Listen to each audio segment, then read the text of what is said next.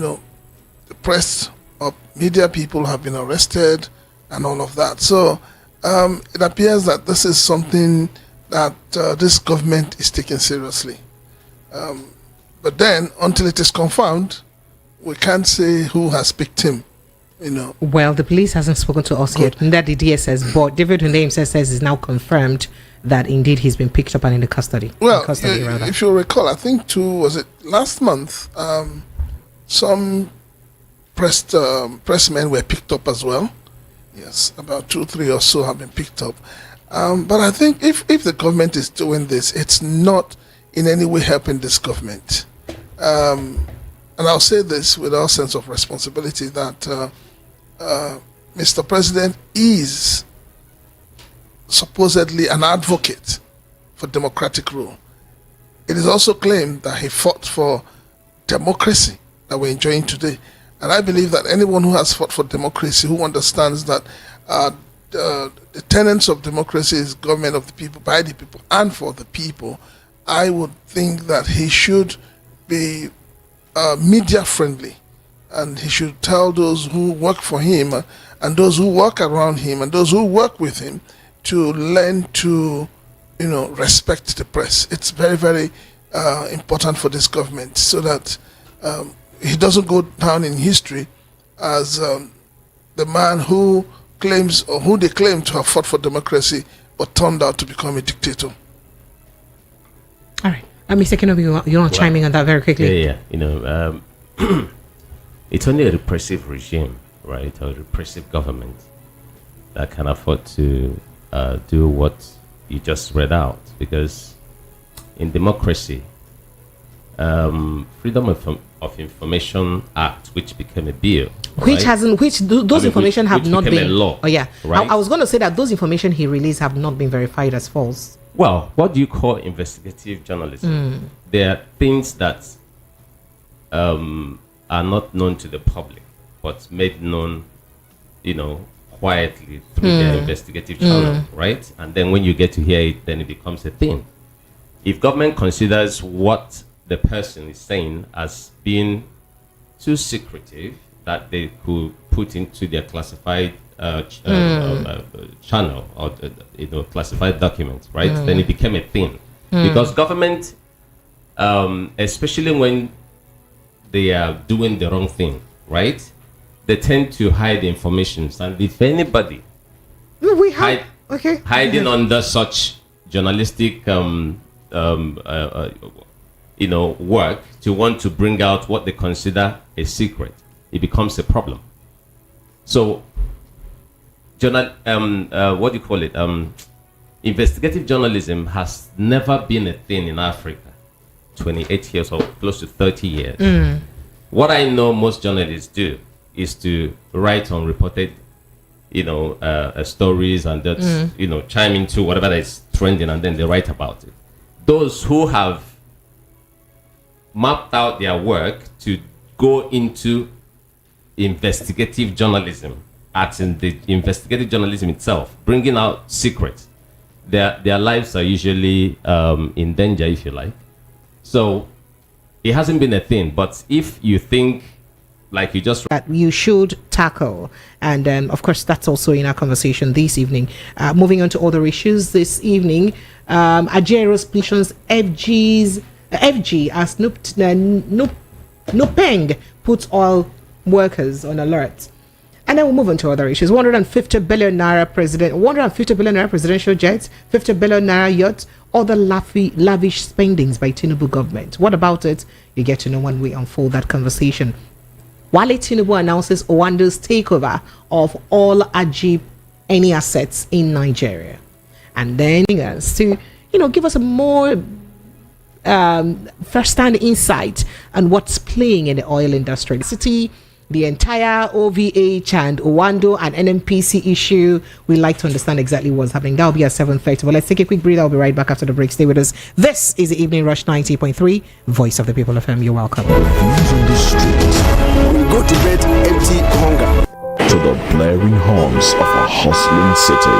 The loudest voices of the common man got a medium to be heard. This particular administration, they were coming unprepared. It's not a bad thing to renovate the president's lodge. Through top-notch programming, unbiased reportage of news, sports, business, entertainment, and cultural documentaries, Voice of the People 90.3 FM became a symbol for 21st century media.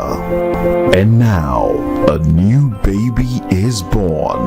Voice of the People Television, VOP TV, youthful, full of vigor and pressure for excellence in the continent's media space, exposing the wrongs, applauding the rights, dissecting the news without fear or favor, through factual and accurate stories and contents. Corruption kills three things that makes a society.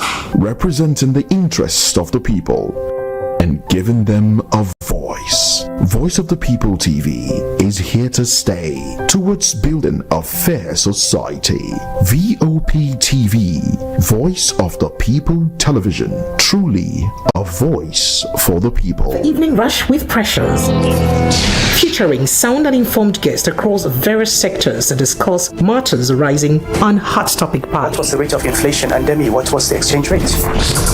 Intense conversations, critical analysis. What is wrong with us 200 million people? We can't even give ourselves. We sometimes disagree. When we say our GDP is not an oil-dominated, to agree. Like what's going on here? you caught that again, right? I saw that. On Hot Topic Pali, Monday to Friday, 6:15 p.m. to 9 p.m. 90.3. Voice of the People FM, Lagos. Now you have a voice.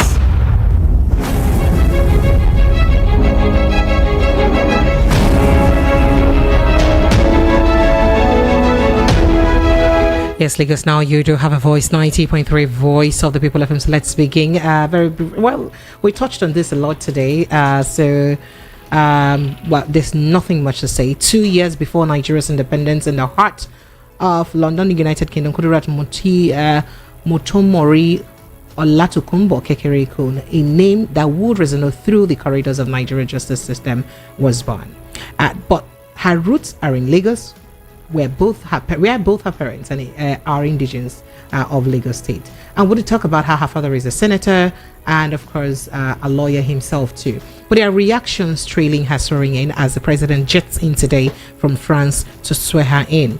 As Justice Olukayode Ariwoola steps down as the Chief Justice of Nigeria, CJN, the Human Rights Writers Association of Nigeria, Huriwa, has said it sees no cause for optimism with the appointment of Justice Kudirat Motomori Kekere-Ekun as the new acting CJN. Now, the association contended that Justice Kekere-Ekun's career is not without controversy, as she is widely remembered for delivering the judgment in the 2019 Imo State gubernatorial case, where a candidate who came forth in the election was declared the winner. This is as quoted by Huriwa themselves, that is Human Rights Writers Association of Nigeria.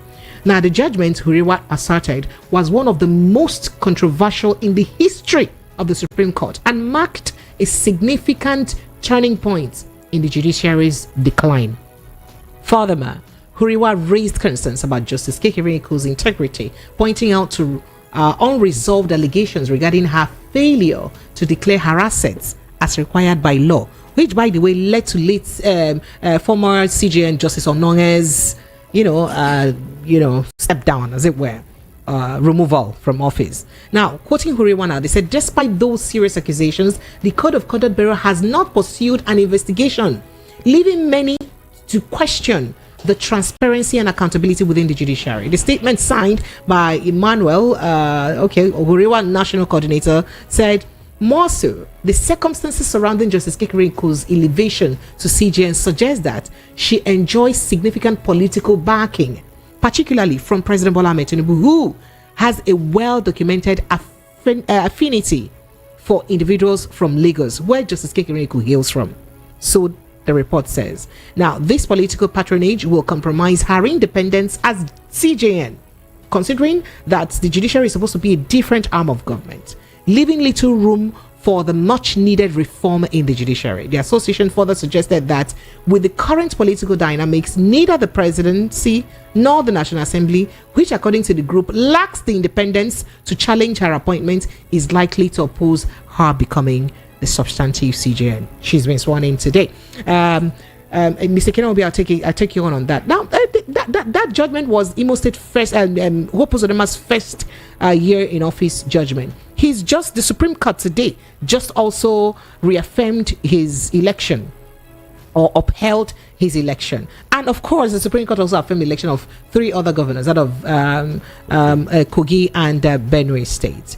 Do you see these reforms in the judiciary, that the much desired results in the judiciary, taking place in the tenure of Justice Kudirat Kekere-Ekun?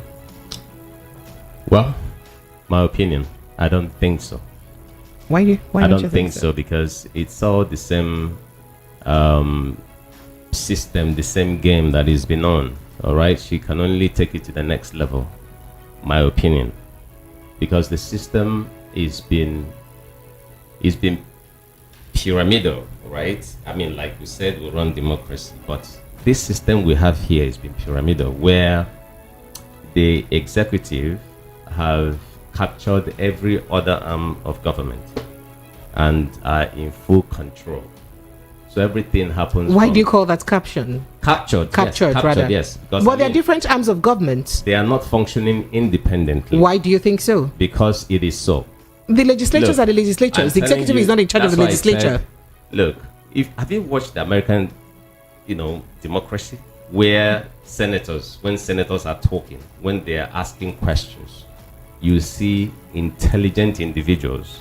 When judges in America, or even are you saying our senators or House of Rep members are less intelligent in any way? They are not intelligent. Most of them that go there. That's a direct accusation. Most of them that go there on the public radio. I am telling you, most of them that go there, they don't go there on the basis of what they know. They go there on the basis of their connect. And if you look at but they were voted into power. That's what I'm saying. Okay. Voting into power is not a problem.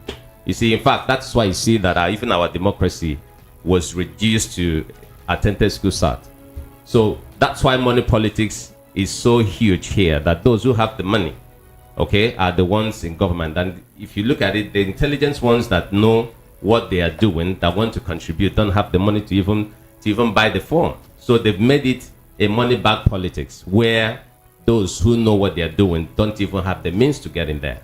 So, but let's also look at... But we just had a proper electoral reform with the new Electoral Act. On paper, it's not working. You see, everything works in act and execution. If you have, like the way we have constitution, everything that is written in the constitution is not working. But it's only on paper, but in act, it's not working. So we need to look at the type of democracy that we have. This one that we have now is everything running from the executive down.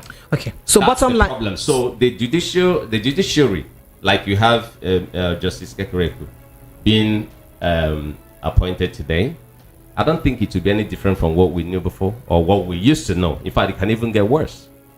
All right. Okay. Prince Francis Chilaka, please, sir. Well, I think the thing is, a lot of people are worried at judiciary. People are worried at the kind of judgments that come out from the judiciary, from the magistrate courts to the high courts to the appeal courts and to the Supreme Court. I do not know at what point we started praising mediocrity. How do you mean mediocrity, sir? Yes. In the sense that we are falling in love with people with questionable character. We're falling in love with people who have no staying power. We're falling in love with people who lack integrity. Now, take our new Chief Justice, for example. She was involved in the judgment in Imo State. How is that anything that smacks of lack of integrity? I'm coming. Okay. You bring up somebody that you're running a 100-meter race, and at the end of the race, you look at the person who came forth and you declare the person the winner. In a sense society, it will not happen. First of all, we need to also understand, because that was assumed to be his stronghold. No, we need to understand something. The Supreme, even though I'm not a lawyer, the Supreme Court has no right. There is nowhere in the Constitution where the Supreme Court was given the right to count votes and allocate votes. The best the Supreme Court would have done was to call for a rerun. So for the Supreme Court to allocate votes, they have taken over the responsibility of INEC, which is absurd. And because she presided over the case, so it's a problem. And after that, because people from other countries saw the illegality that was involved, she was one of those denied visa going to America. Is that not enough? Are you sure that visa denial was because of that? There's no direct relationship. No. When it was announced, when the news broke out, why they were denied visa, nobody... we can't even deny her visa because she has British passport. So that is... so something was wrong. But the thing is this, after all of that, now we looked at all of that, and then you're making her the chief judge. She's the next in command. How is she the next in command? She was recommended by the outgoing. Because she is the next in command. But hierarchically, she is. What politics was played to knock out Mary Odili? Oh, that wasn't. No, we know. We're setting wrong precedents in this country. Oh, because Mary Odili was also next and something happened. Okay. We are doing the wrong things and believing that it is the right but this government has done the right thing by allowing the person who, is actually next in power to take over. Is there anything wrong? Let's watch and see. Okay, so let's move on to other conversations very quickly before I call in my next guest joining the conversation. Right. Okay. Oh, by the way, there are lots of reactions concerning that. Huriwa has also explained, and they said what they had to say. But moving on, the Federation of Muslim Women's Association of Nigeria, Form 1, yesterday fingered poor implementation of policies in the education sector, high rate of poverty, and lack of empowerment as significant contributors to the insecurity challenges in the country. Yeah, so what's in making security day? Say now, poor implementation of the policies we already have. Not like we don't have them, but they're poorly implemented. That especially in the education sector, there is a high rate of poverty. So people are so poor that perhaps Naimi could not defeat implement laws, and then lack of empowerment as significant contributors of insecurity. And now, National Amira of the association, Haja Rafia Sani, said this ahead of the 29th annual national conference in the country. Do you believe Prince Ekene will be, before I call you Prince now, Mr. Ekene will be, do you believe that these indices could actually be one of the major contributors to the insecurity challenges that we're facing in the country? Of course. I mean, what's the when you have let's look at education first. It was said that if you want to destroy a country, go straight to the educational system and destroy it. Okay, if you don't fund education, take care of the educational system, implement what is implementable, fund it the way it's supposed to, the country will never grow. But the country, but the government has consistently also ensured that security tops our budget every year, even though that makes the education sector suffer because we're still unable to meet the UN benchmark of 14%. But then we are paying premium attention to security. So shouldn't that have helped? Okay, so we are talked about system, yes. Right? Yes. On budget, on paper, when you do your budgetary allocation, security takes a lot. In fact, takes a large chunk of our fiscal, budget in a year. Always, it's been like that since Jonathan's administration. Exactly. But what do you have? Maybe you can now look at the level of corruption that we have in the system. And nobody is in jail, nobody is in court. Those who are in court usually, they know the system. Before you know it, they are out of they're out of the hook. So it's about corruption in the security department that we have. We vote in a lot of money, but in execution is very poor. Okay. Coming to education, we have never been interested in taking care of education, especially the government side of education. They are not interested. In fact, they've literally just killed government schools, and then given licenses to those who are interested in establishing private schools, which are government cronies and their friends. Everywhere you go to, from nursery to university, even as we speak, there are some people who still have new licenses to establish more schools, whereas the ones you have are not funded, especially from the government side. So they are not interested in education. And until then, these fallouts, the fallout of insecurity, the fallout of unrest in the community and society will continue to grow. Because you have children who are supposed to be in school, they are not being they are not in school, they are not being engaged. What else do they do? People who have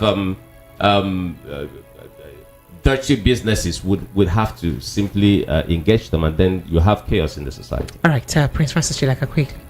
Well, I'm a beneficiary of public school, and I believe so much in public school.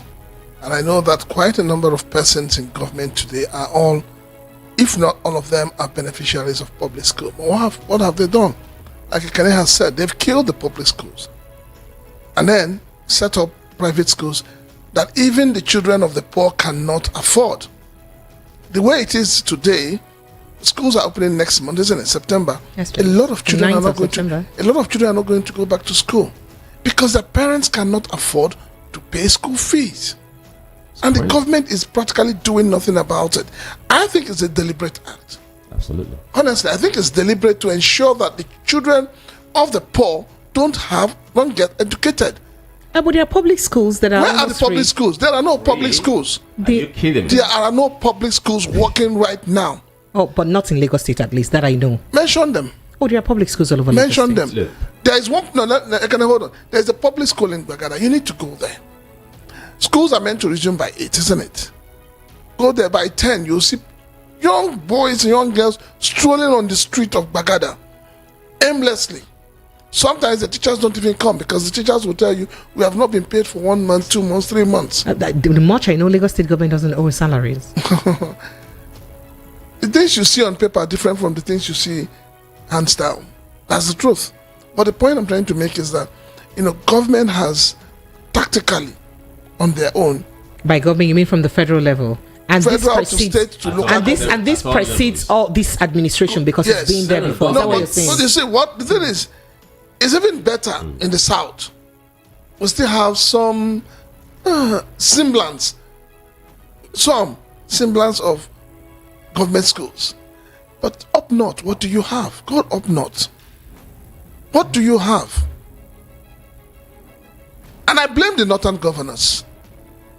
Honestly speaking, I blame them. I blame the political elites in the north. They are not doing enough. They're not even interested. They're not interested.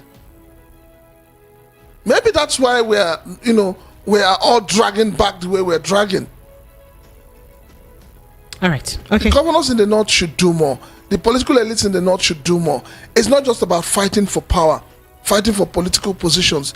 They should do more to encourage their wards to go to school. All right. Thank you so much. All right. So we'll move to our next conversation as this got to do with the oil sector. And then, of course, the buzz was just on and everywhere yesterday about the acquisition of OVH by, the NNPC by OVH, more like it. And that did create a lot of buzz. But let's even begin with this Owando story because there was some sort of link to that conversation. By the way, I have an energy expert standing by to chiming in this conversation to give us a better perspective to it. Owando PLC yesterday, Thursday, announced its acquisition of Nigerian Ajib Oil Company, NEC, from Italian energy major Eni. Now, according to Owando's press statement, the acquisition is worth $783 million, including reimbursement and consideration for the asset. Now, speaking on the brokered deal, Owando CEO Wale Tinubu, the president's nephew, said it was the culmination of 10 years of toil, resilience, and an unwavering belief in the realization of our ambition since the 2014 entry into the joint venture via the acquisition of Conoco Phillips Nigeria portfolio.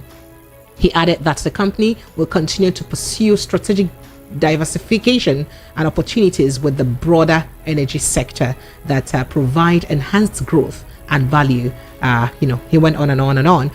The broker deal raised Owando's current participation interest in OML's 60, 61, 62, and 63 from 20% to a whopping 40% right now. But considering the news that broke yesterday about an OVH acquisition of the NNPC, the NNPC actually released a press statement early this morning. And the press statement reads as the attention of the NNPC Limited has been drawn to a press release signed by the Paul Ibe, a media advisor. Oh, by the way, there were accusations. What led to this was there were accusations by Atiku Abubakar, the presidential candidate of the APC, about how the president is gradually using his influence to take over some federal assets like he did in Lagos State. That was the meaning of that accusation. I wish I can get it and read it verbatim so that I won't be quoting myself and I won't be quoted that I'm quoting out of the book. Let me see if I can get through to that very quickly so that I can quote Alhaji Atiku Abubakar himself. So that statement reads, part of that statement, or partly reads, just as Alpha Beta, Primero, and others and others act as Tinubu's proxies in Lagos. Let me repeat. Just as Alpha Beta, Primero, and others act as Tinubu's proxies in Lagos, managing critical sectors and generating revenue for him and his family, he has begun to replicate this at the federal level. Based on the news of the acquisition of the OVH, and the NNPC by the OVH. So it's on the basis of that the NNPC released this press statement.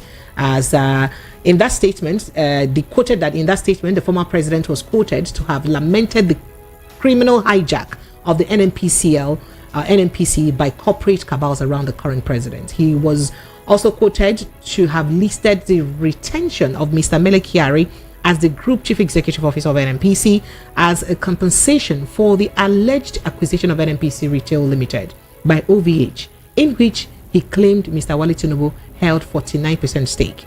Now, he further alleged that the NNPCL Retail Limited OVH acquisition deal was part of a grand scheme by President Ahmed Tinubu to integrate his personal business interest into Nigeria's public enterprise and federal company. Well, that quote went on and on. But the NNPC is releasing its facts. They said, fact one, we are a commercially focused and profit-driven company managed by professionals who are committed to adding value to the nation.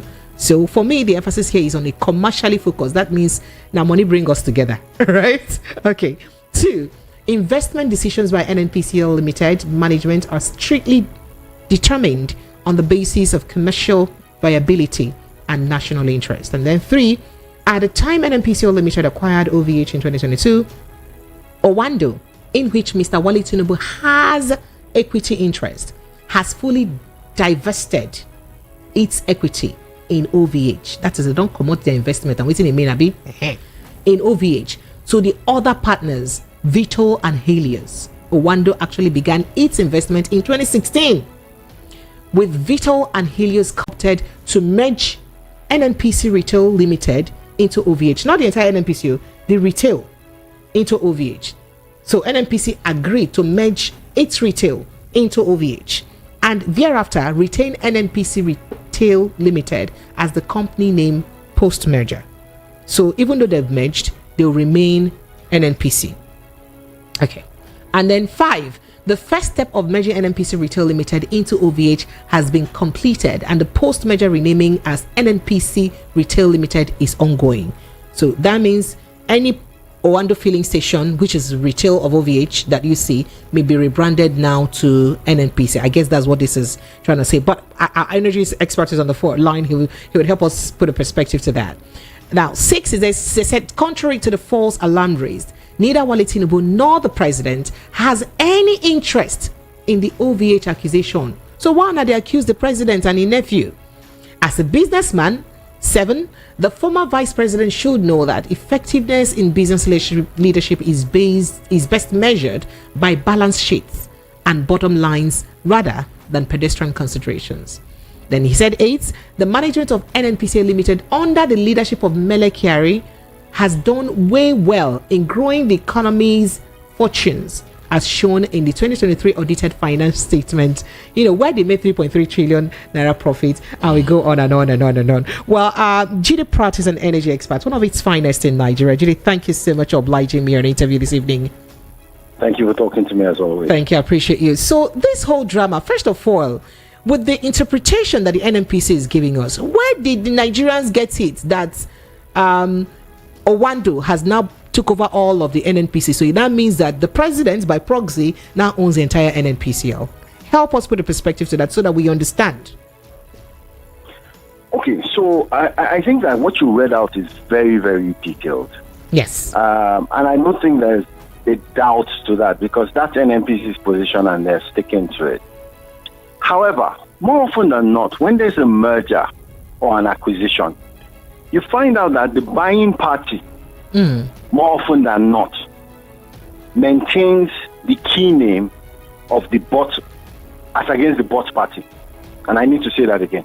The buying party. That is me way buy am. Me way buy am. If na me buy you now, yeah, my name is Precious. So we'll you by are your own name. Jide. So I'll keep going by my name, even though Precious and Jide are the same company now. Right? Fantastic. Good. Fantastic. Thank so you. that's worked out well. So we became, and you've aptly explained how Owando sold to become OVH. OVH, like you rightly said, had three parties to that transaction: Owando, Vitol, and Helios. Yes. When they sold as a joint entity to NNPC, quote and unquote, retail.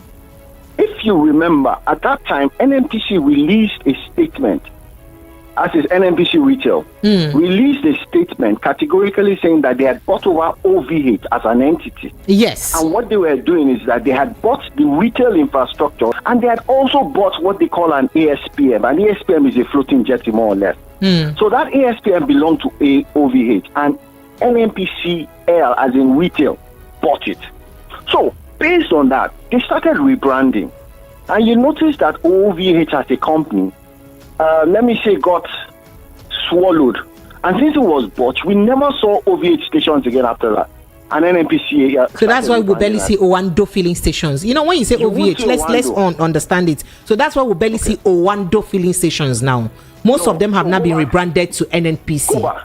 So let's go back. Remember your statement. We started from Owando before we got to OVH. Okay. So Owando, when Owando started out, and she had some relationship with a company called Ocean and Oil. But when Owando came in, Owando bought an existing company, if you remember the name, Unipetrol. Yes, Unipetrol, yes. Very good. So Owando came out as the name Owando PLC. Yes. Now, so you saw a lot of stations then that were branded Owando. And the tagline then was the future. Now, back to what you said and from what you read. When Owando sold her downstream assets, her downstream interest, which was Owando PLC Marketing, they sold and it became owned by three parties. You've rightly again explained to us who those three parties were. Remember, so they branded from Owando to the name OVH, which was Owando, Vitol, and Helios. Are we together? That is, yes, that is Owando now have now become Owando, Vitol, and Helios. Because Owando has now bought those Helios and Vitol and Helios, right? That's good. What happened was that Owando didn't buy Vitol and it became a three-party purchase. Don't forget, Owando sold. Let's say she took 1/3. Maintained the name Owando. Vitol took another 1/3. Helios took another 1/3. So let's assume that they had bought those 100% shares in 30-30, but Owando held 30. The name OVH became the stations we saw. So at that point, we stopped seeing Owando and started seeing OVH. Okay. We're okay up to this point. Yes, we're okay up to this point. I hope my listeners are also okay up to this point. So go ahead. Okay. So immediately OVH as an entity now said, you know what, we want to sell. So it means that whatever it was, NNPC Retail came out with a statement. We have acquired OVH. So NNPC, being a Nigerian-owned company or a limited, a private company owned by the Ministry of Finance and Petroleum, now decided to go and buy that OVH now, which is a combination of Owando, Vitol, and Helios. Now, let's clarify that statement. Don't forget that by the time NNPC bought OVH, they had not been incorporated to be Ministry of Finance Incorporated and because that was in 2016 and this happened through the Petroleum Industry Bill. Okay, brilliant. Thank you. Brilliant. So that clarification is necessary. Okay. So NNPC, which was government owned and run, went ahead to buy this subsidiary called OVH. Now, if they bought the subsidiary, don't forget that they moved most of the management staff Moved from where to where? From OVH to now NNPC. To NNPC. So if you okay, because if we don't buy you now, and I go fit, if we use it as we like, Abi. Well, that's what it was. Now we get you. That the managing director of OVH became the managing director of NNPC Retail. Okay. That was what happened. Okay. So what is now puzzling to everybody is that if I bought you over with the intent to deepen my retail presence, how do I now come back how many years after? The company that I had bought over, I'm now going back to rebrand to that company name. That is where there seems to be a lot of confusion. Because even NNPC in their statement did not clarify that confusion, and that's what my worry is. They did not. So let's go back and let's keep on trying to unravel this. Help us unravel. That is why I called you, so that help us solve the maths.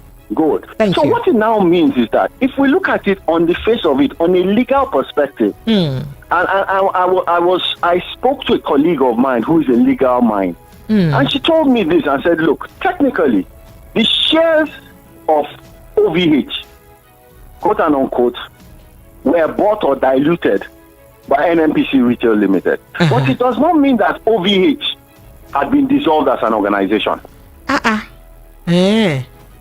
So look at it this way. I don't buy person. I buy person motor. I don't change the vehicle papers. So the vehicle papers are now in my name. But that car still exists now, or the car don't die? The car still exists now. So that is it.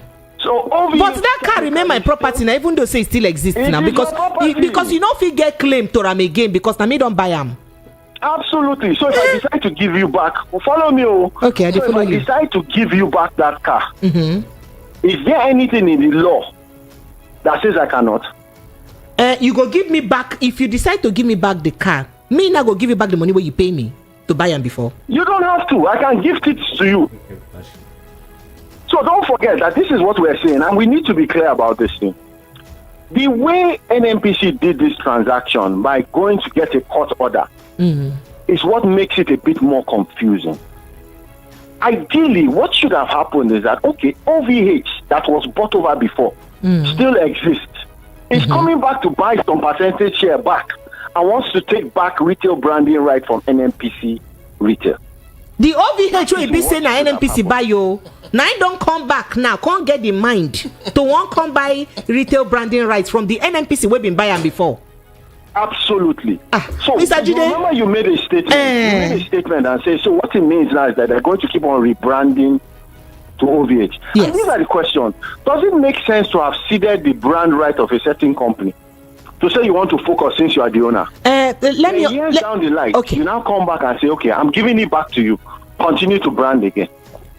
Does it also make sense that a lesser company that was acquired by a bigger company has now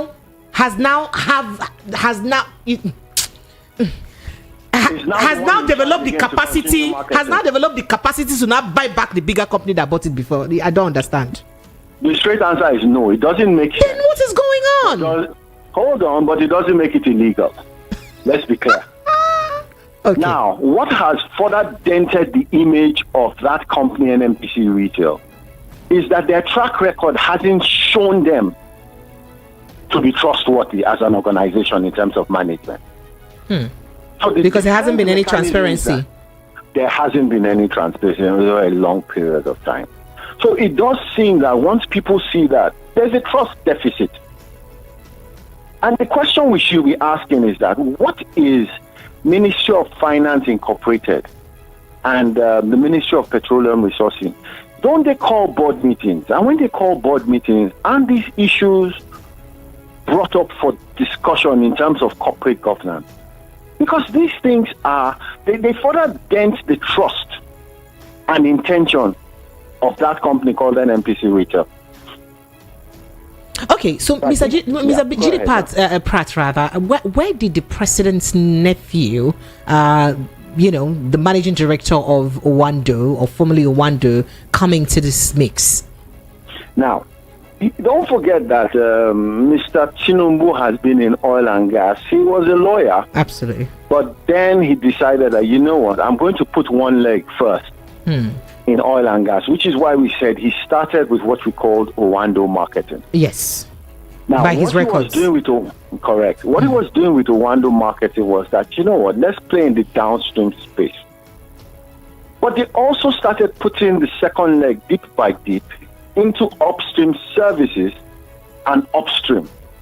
So it goes to say that Mr. Tinubu has had, and not Mr. Tinubu as the president, Mr. Yes, Wale Tinubu. As the oil and Mr. Yes, Wale please. Tinubu Yes. has had, I mean, if you look at 2000 till now, over 25 years he has played in that energy space. Yes. So it means that since his focus had moved, because then you now had Owando Energy Resources, and that was focused on crude oil trading and oil and gas services. And this trading is both. Okay, just go ahead. This trading is. I was going to say both sports and otherwise, right? Yeah, that's fine. But I mean, it basically was that he was playing in crude oil trading as well as Owando supply and trading, which is what we call distillate. Okay. So it means that his interest and his appetite in the industry has grown. But he has decided that, look, since I've divested from downstream, upstream is the play. So let me go and buy a major player, which is where the Ajib transactions comes in. So my point is this. He has had track record. Back to what we said about trust deficit. If people don't trust something or don't understand something, then they will try and make linkages. So it goes to one thing has happened. NNPC has come out with a statement. Owando has also come out with a statement. So it's now to look at the statement and begin to say, is this right or is this wrong? But in terms of what they have said and what they have done, the linkage is because the surnames are the same. The surnames are the same. They are not exactly known to be people that don't have a relationship. He has a relationship with his cousin. Now, So Mr. the Okay, go ahead. Go ahead. Let me let you land. It's okay. It's okay. I Okay, don't so want to the cut you down. conjecture. So the conjecture is very, very clear. Same name, the president is in power. And I mean, it's not unfounded for people to say, okay, he's getting this transaction because the president is in power. Okay. It's not unfounded. But whether it is proven now is another kettle of. But remember, there is also a Shell upstream conversation that was ceded to Owando too, which people are also saying that the president decided to take that decision because to favor his cousin or nephew, as it were.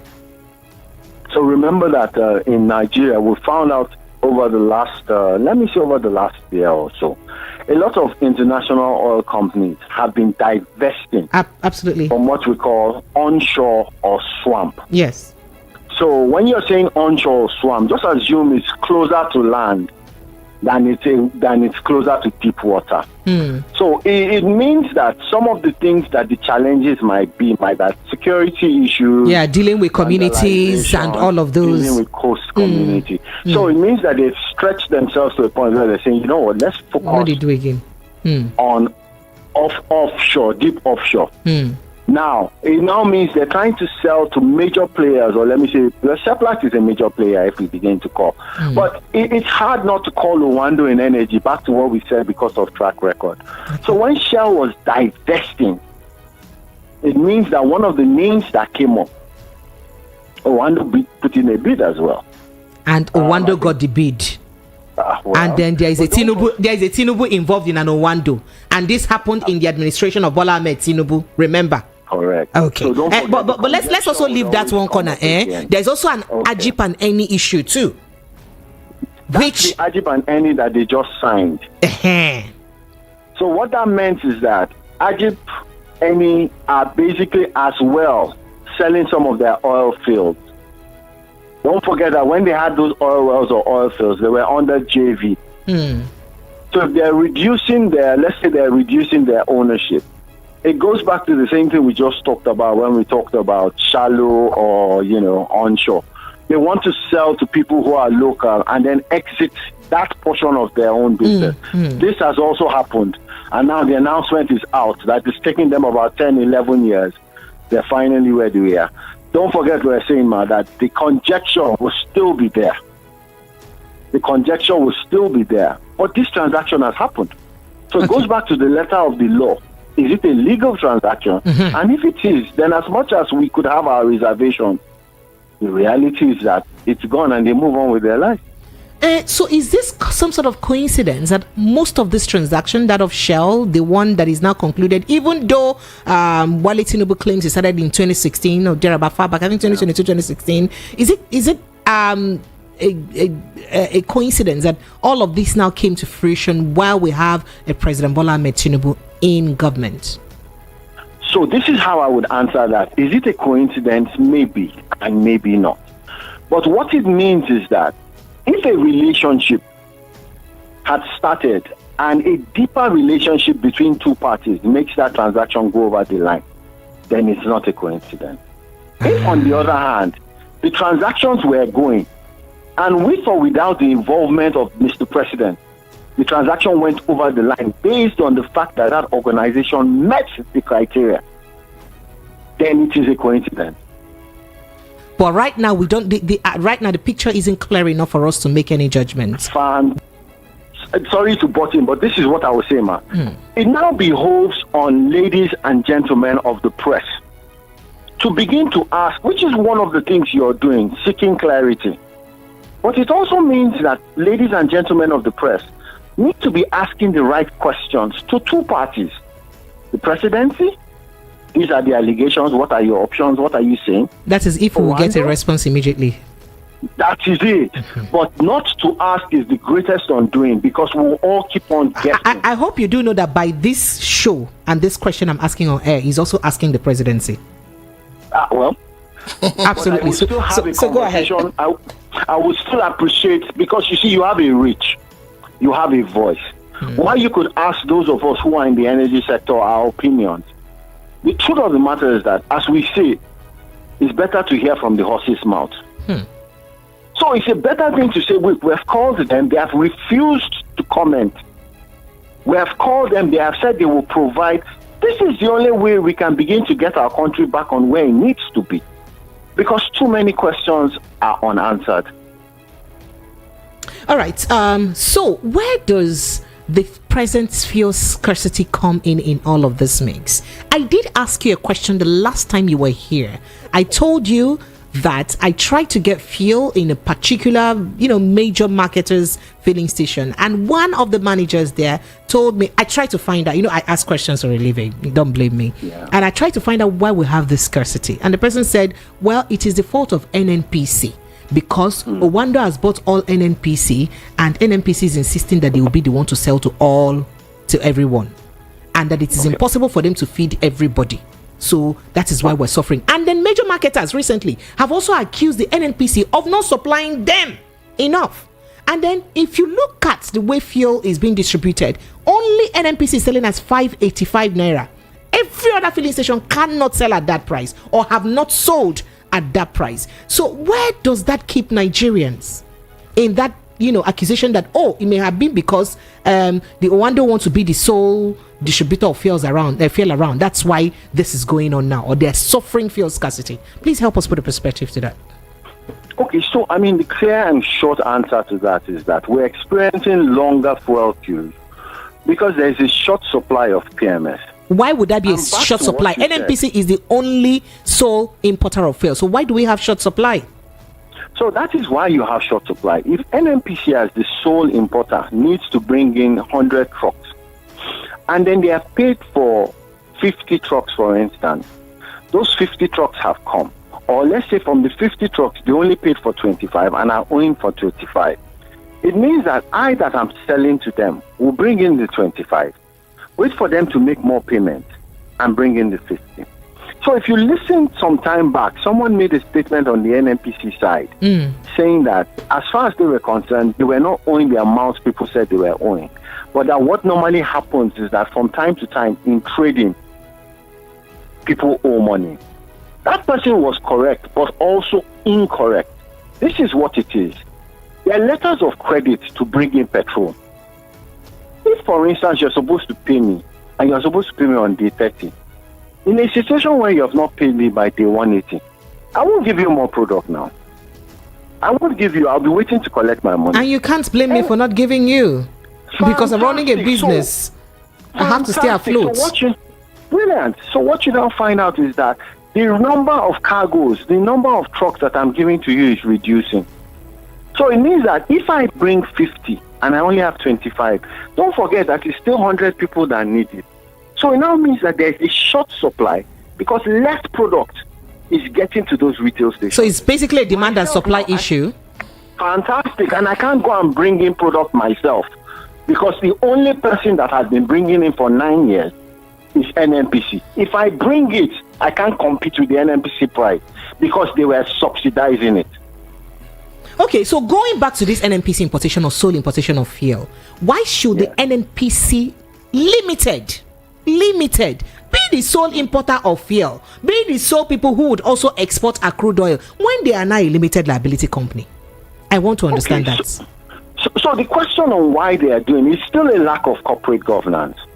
You see that NNPC had been the sole importer because NNPC now, in terms, and I'm talking petrol first, was the only one that had the subsidy books, quote and unquote. Every time they landed product in Nigeria, it meant that if they land at 7 naira and we're selling at 4 naira, there's a 3 naira gap. But if I went to go and bring in product and I landed at 7 naira, there is nobody that is going to give me that gap. But nobody will come and buy from me at 7 naira because NNPC is selling at 4 naira. Absolutely. So what it now meant was that they are taking monopoly of that market in terms of import because they were also the ones managing the subsidy and on that recovery on their own.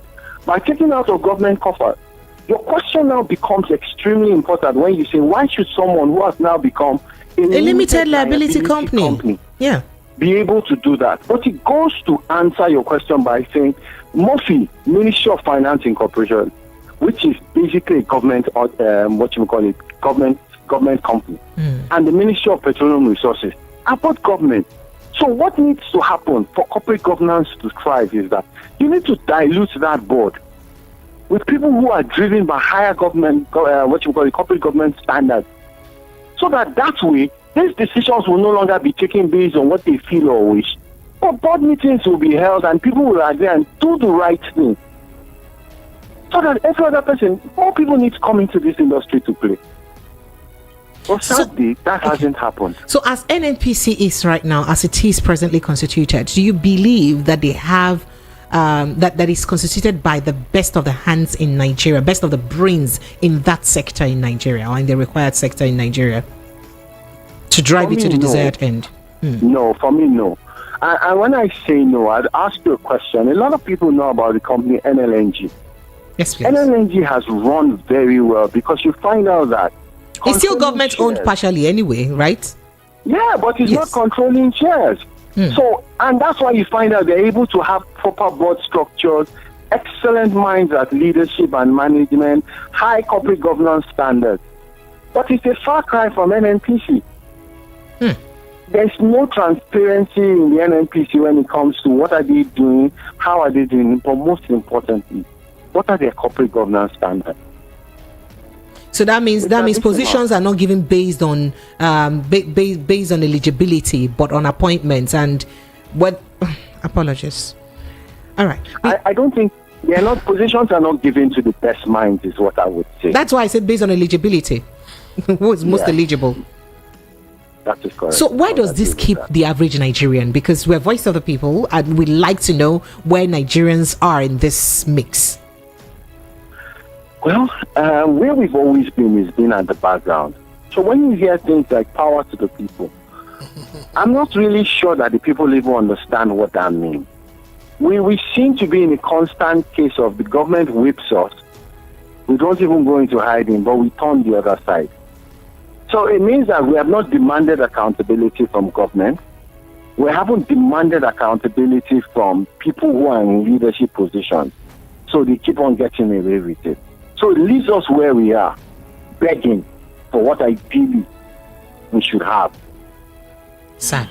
Thank you so much, Mr. G.D. Pratt. Thank you. Brilliant conversation. Thank you for talking Appreciate to me, you all time. I'm looking forward to seeing you live in our studio one of those days. Do you promise you'll be here? We will. Thank you. We will. Thank you so Very much. soon. I appreciate you big time. Thank you. Do enjoy the rest of the evening. Thank you, bye. Yeah. So you heard that. Prince Francis Chilaka, Kenobi, I see you guys grinding, and so I like to get the Nigerians are already calling me. My phone lines are already buzzing. I like to get your quick reactions to everything he said before we go to the phone line, if you can, in one minute. No, what he has said is what every Nigerian is saying, that there's a high level of corruption, ineptitude, and lack of accountability in NNPCL. You remember, I've asked severally, who are the bona fide owners of NNPCL? Why is NNPCL the only company that is allowed to import? So it brings us back to the issue of subsidy. I've asked, when Mr. President on the 29th of May 2023 said subsidy is gone, till today we have not been told who the beneficiaries of subsidy is. And don't forget, NNPC told you they're going to spend 5 or 6 trillion this year, and they made a profit of 3.3 trillion last year. Good. So the question is, if NNPCL in the last 9 years have been the beneficiary of subsidy, then the government is patronizing the scam. And then NNPCL is a limited liability company, remember? So the government is patronizing the scam. But government is still yet to own to the fact that there is payment in subsidy. You know that. No, but they owned it up. They've owned it. It's owned and undenied. Don't worry about that. Let's take your thoughts. They opened a vista for me.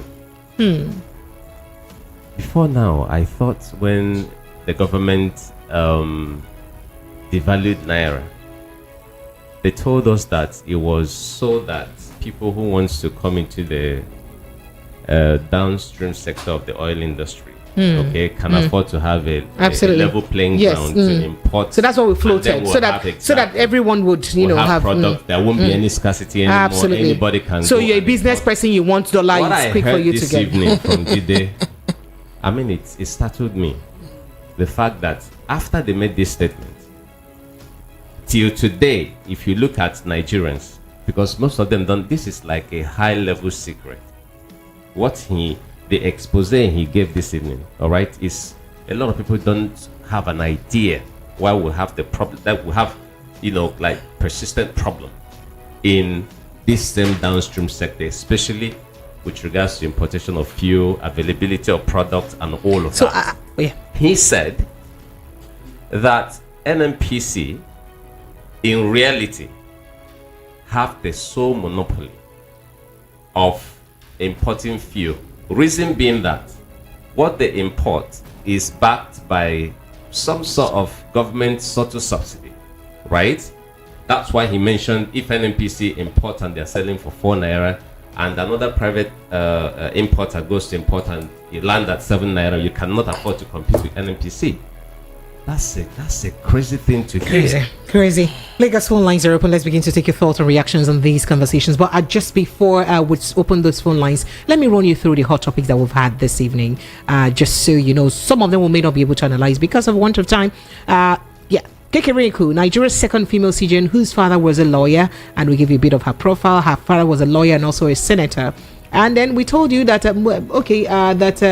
Huriwa said she made Uzodinma governor. No positive change expected from her. Huriwa on new acting CJN, that is Human Rights Writers Association of Nigeria, made that statement. Then we moved on to other issues where Muslim women talking to President Tinubu and saying tackle poverty, rising insecurity. And then I did tell you that Peter Obi lamented on Joe Ajaero's arrest. It says Joe Ajaero's police someone, or Joe Ajaero's someone, I beg your pardon. Joe Ajaero's police someone. Obi cautions federal government as Nupeng puts oil workers on alert. Say even just try, I'm not gonna go on strike. 150 billion presidential jets, 50 billion naira yacht, other lavish spendings by Tinubu's government. And let me just name some of those lavish spending. According to the Daily Post here, they says presidential jets, they mentioned $100 million, and then including what Senator Kwabio said, that no amount of blackmail will stop them from approving it if the president requested for it. And then the yacht of 5 billion naira, and then 21 billion naira house for Vice President Shetima. 160 million naira cars for National Assembly members, 90 billion naira subsidy for Hajj, 1.5 billion naira cars for office of the First Lady, and so many other things that I mentioned that this what he termed as profligacy in government. And then we'll move on to Wale Tinubu announces Owando's takeover of oil Ajib Eni assets in Nigeria. And then NNPC releasing a document and saying OVH acquisition, the fact by NNPC Limited. We took that statement too.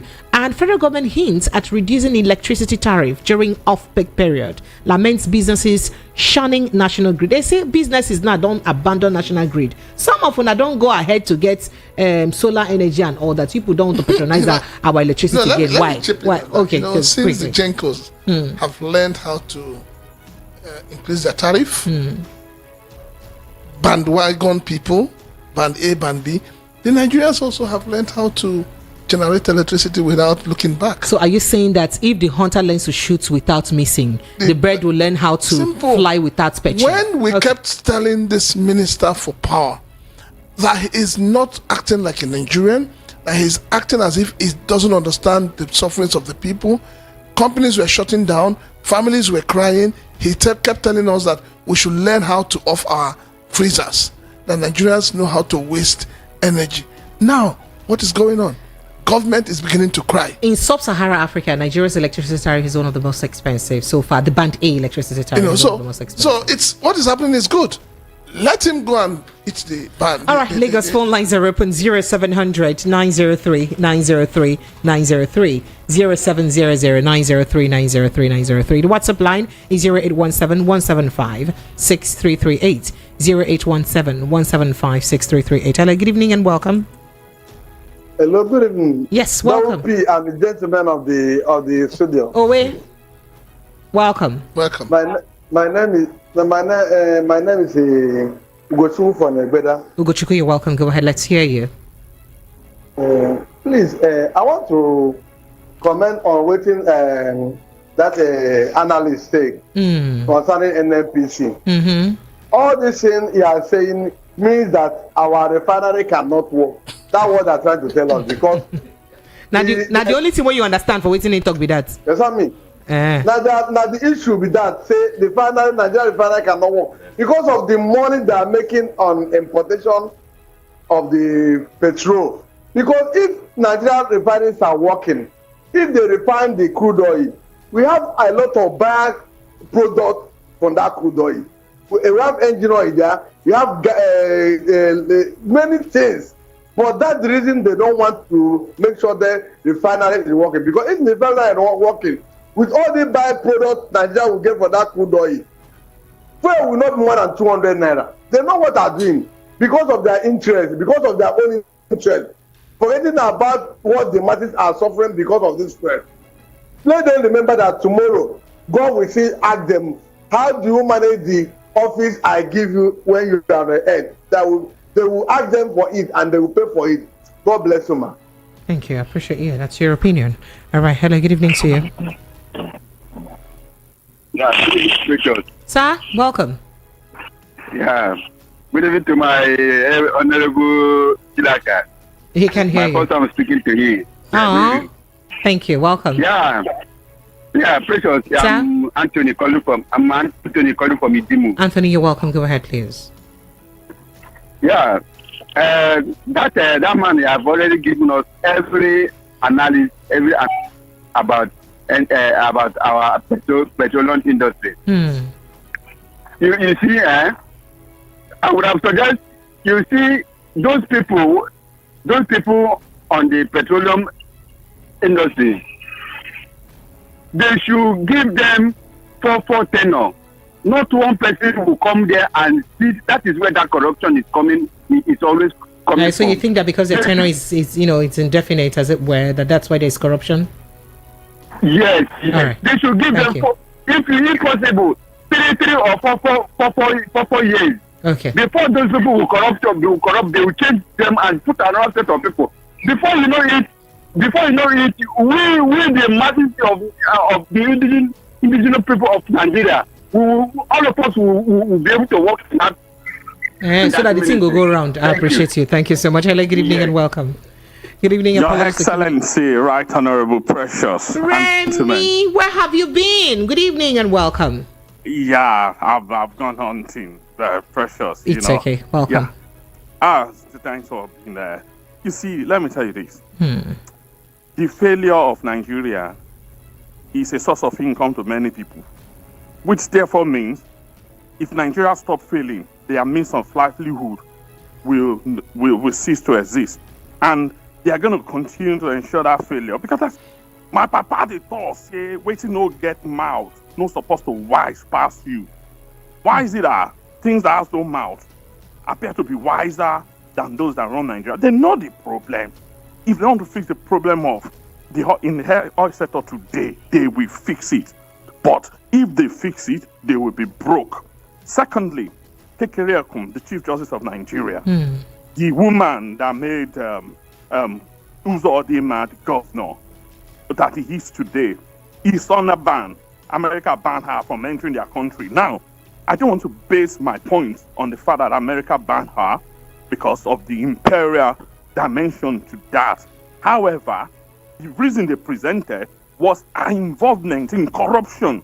Then, was there anything done by the state to probe that process? Now, the problem I'm facing here, when we, in back in the days, when you listen to your leaders, you get moved, you get motivated.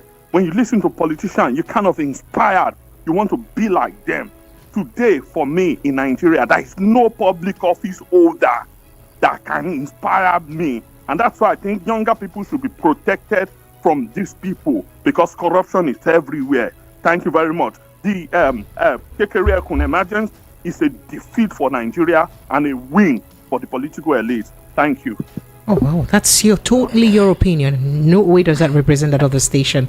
Hello, good evening and welcome. Hello, good evening. Good evening. Thank you for joining us. Thank you. Yeah.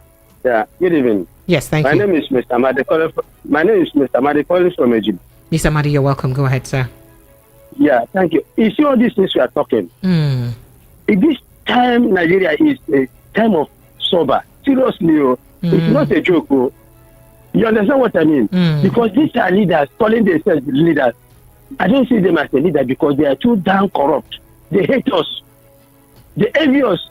And they are robbers among us, because if somebody comes to you and steal something that you have, you are bigger than them. No. All this is here, you see. How can a Senate president that he said, whether we like it or not, whatever that is coming into his table, that you're going to pass it?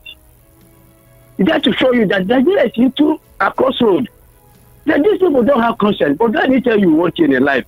If you are not working with your conscience, you are gone. No matter who you are, no matter the level you are. These people you see, they are not working with their conscience. Well, that's your opinion. That's your personal opinion, and that is my opinion. That's your opinion. All right, thank you. I appreciate you. If you see the antecedent, you know that they don't have conscience. You get support for this. All right, I appreciate you. Thank you so much. Hello, good evening to you, and welcome. Oh dear, I thought you were still on the line. 0700 903 903 903. Hello, good evening. Good evening. Hello. Yes, good evening. Good evening, this is Jonathan calling from London. Jonathan, you're welcome. Go ahead, straight on. I greet your guests then. We greet you. Good evening. I want to react to this Chinese company seizing Nigerian, is it Nigerian properties, or I don't even know what to call it. Seizing, confiscating Nigerian properties. But it's not on our hot topic this evening, but go ahead, because we've been talking that, the past. So what I just want to confirm is I think maybe none of the governors signed agreement with Niger. How? And I don't know. Nobody know. I didn't know that none of the Nigerian governors signed contracts with Chinese until this time. I'm from Ogun State, so. It's your former governor, Amosu, now that did it now. It seems that Niger may come for us any moment. All right, take care of yourself, Jonathan.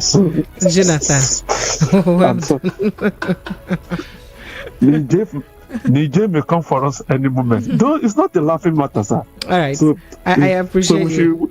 We should tell our neighbor and our relatives over there that everybody should tidy up. All right, thank you. Thank you. Good evening to you. Welcome. This is Voice of the People FM. Thank you. Yeah, my name is Chike. Chike, where are you calling from? I'm calling from Aruna. From Harun, welcome.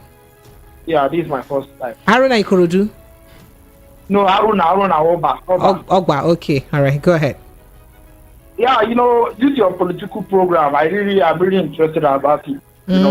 Thank you. And I've been following it for now. So, but there's a lot of issue, Your guests, the kind of guests you have, the other lawyer, and, even the other guy that analyze that is a PhD holder in politics or whatever.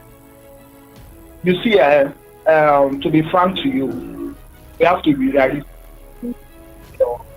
And we should be talking about the solution of, we have passed that stage of analyzing about Nigeria. We have passed that stage. We should be talking about solution. So why don't you talk about the solution since you're here? You're here, you have the mic. Begin to talk. No, don't castigate others on their opinion. That's their opinion. And you don't have the right to... No, you're coming here to rubbish... Oga, calm down.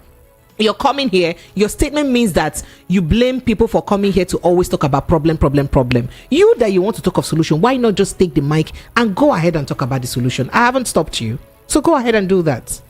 No, what I'm trying to say is that we should more, it's just an everybody has his own opinion. Now look at what I'm saying now. Are you getting me? Now Nigeria, we can't talk about Nigeria matter even if this world ends. That is just the truth. Nigeria is a cursed country. And no, you see, that is the one you will talk now that I will not allow you say it. Because if I let you say it now, it is not good. Because you cannot abuse your country on my radio station and then tomorrow now they'll shut down the station and you'll be in your house drinking Quaker oats and enjoying your life.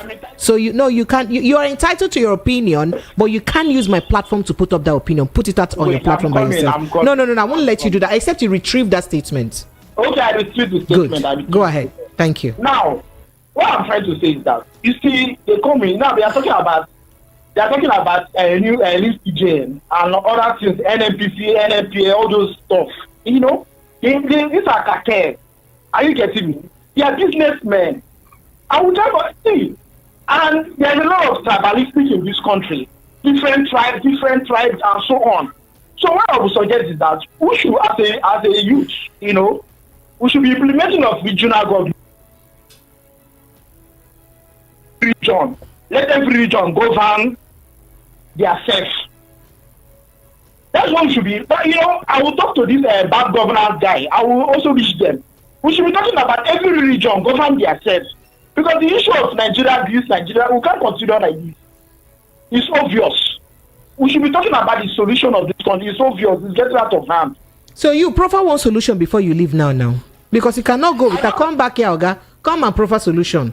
You cannot come and tell everybody to be talking about solution and you not proffer solution. Or you tell us the solution in your opinion. My solution should be agitating of regional government. Regional government, that is what we need. And that is what will solve the problem of Nigeria. All right, I appreciate it. That is what will solve the problem. All right, thank you so much. You've spoken. That's your take. And I appreciate you. 0700 903 903 903. Hello, good evening. And then 0817 175 6338 as a WhatsApp line. Sai, is that Obim? Hello. See, network want to come and put asunder between us now. Hell, Obimo. Are you there? Chai network. Obi, what's going on with your network? I can't hear you. All right, you try to call me back, Obi. The network is really bad. Hello, good evening to you. Hello. Good evening. Yes, good evening and welcome. Oga Chinaka, good evening, sir. Good evening. Yes. You and Mr. Darlington are always my man of the year. God bless you, sir. So the rest people are your the rest people are what? You don't know that another guest is here. No, don't greet me. Greet my other guests. Now, you people are doing nice service for government. No problem. We are in it together. We are saying it as it is now. Now, they have said your analysts have said it all that this government. You can't give what you don't have. It's very glaring. I mean, we have been saying it all this while that the foundation that brought this government into power is not credible. So no matter what he does, it can never be credible. And we have been saying it all this while. You can look at it from how they came into power through the elections and every other thing. And now they are not accountable to anybody. They are accountable to their pockets, their families, and every other thing. That's why they are not. They can't. That's why they can't. They are not accountable to anybody because they didn't call for debate. They didn't tell you what they are going to do. So they are on their own. Now, if you want to protest now, they will send all these police and army to intimidate people and harass people. Now, look at the answers. This thing. They said they released 6 people because they protested in the answers. This thing. They protested, and now they have to release them because they found them not guilty. I mean, is this not? Are we in democracy or what? All right, I appreciate you. Thank you so much for calling in. I appreciate you. Okay, phone lines are open. WhatsApp messages are open. YouTube also have some reactions. I'll be visiting them very shortly. Hello, good evening and welcome. Hello, good evening, Precious. Good evening, Joval. How are you? I'm fine. There's no way I can pretend that Don't Precious worry. must spot me out. Don't worry, because I have known that you pretend. That's why I will just spot you out. Don't So you've worry, forgotten next time I I'll deal do with myself. I'll sound. not pretend. You've forgotten I deal with That is sound. And if I hear true. sound, I know. Yes. Go ahead. You're right. Good evening, Precious. Probably Sarah is not there, right? Thank you. She's I at the like to backyard. greet She's rubbing my powder. wise prince. Wise prince is around today. Prince Shilak, I greet you, sir. And permit me to greet Mr. Kenobi, right? Is he there? Mm-hmm. Good Yes, evening, he's here. sir. Yes. Okay, I greet you, sir. So, and the analyst, I greet that analyst. I don't know his name because I Mr. tuned Jide in. Pratt. Mr. Jide Pratt. That's Mr. Jide. I greet you wherever you are. God will bless all of you for me. You see, Precious. Sir? What else have we to say? There's nothing to say. The honest truth is very simple. When you are not prepared to succeed, you are prepared to fail. That is what we have. All of these things going on that the analysts took time to analyze makes vindication right to Mr. Peter B's claim that subsidy is an organized crime by the people in government.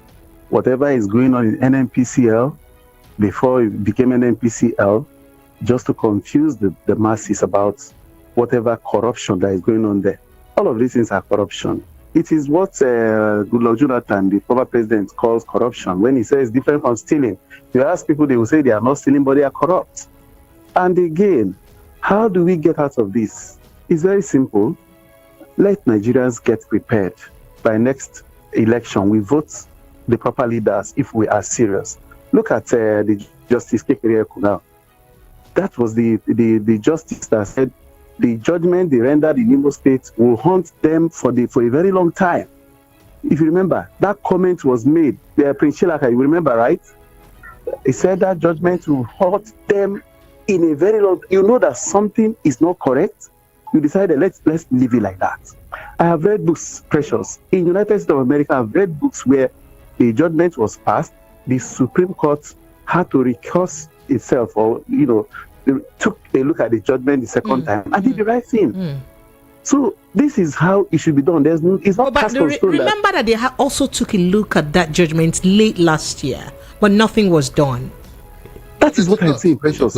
Mathematically, they couldn't revisit. That's what I'm saying. They were asked to revisit the case. No, again. they didn't revisit the case. Oh, they postponed it. They just left it. It was postponed indefinitely. Precious, oh wow, really? Precious. My point is very simple. That mathematically, we did the mathematics on how they came to the results where she presided over. You can imagine that the whole vote was given to APC, showing us to see that no other political party took part in that election. That's why we had issue with that judgment.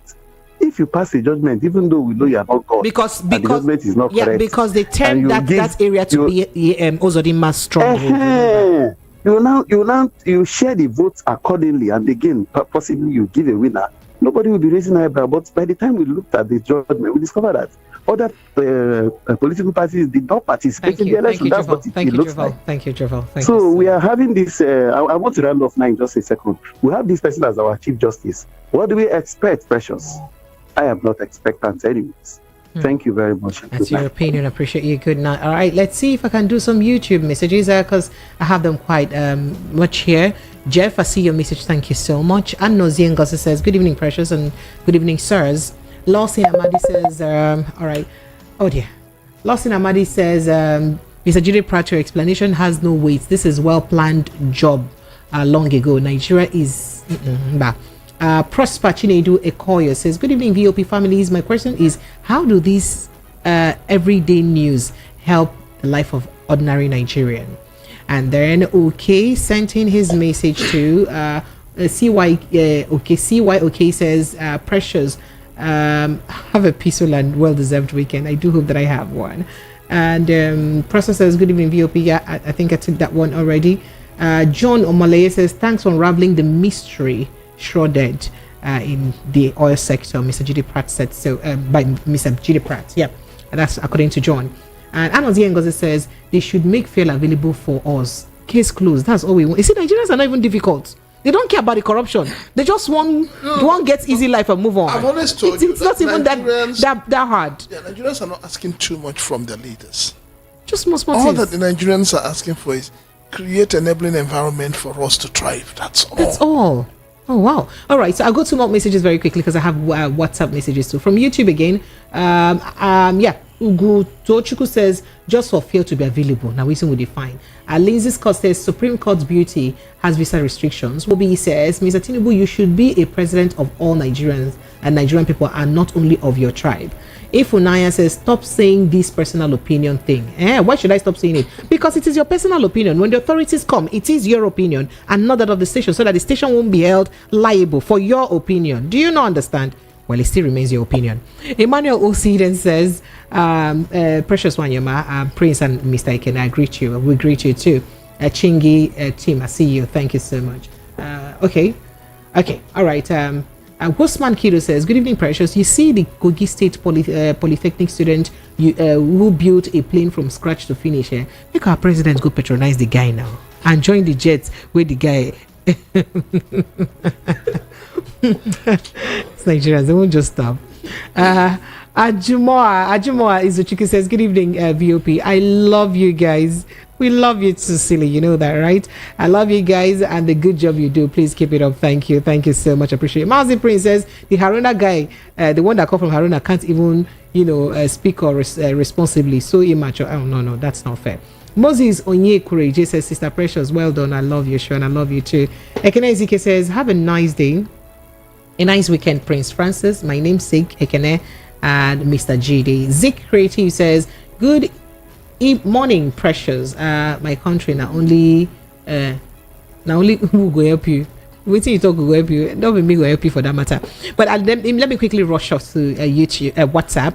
Apostle Periagan says, this present regime shall be likened to the biblical Rehoboam's reign, whom the people thought would better their lives were turned around to tax them to death. May God deliver us in this nation and any disaster.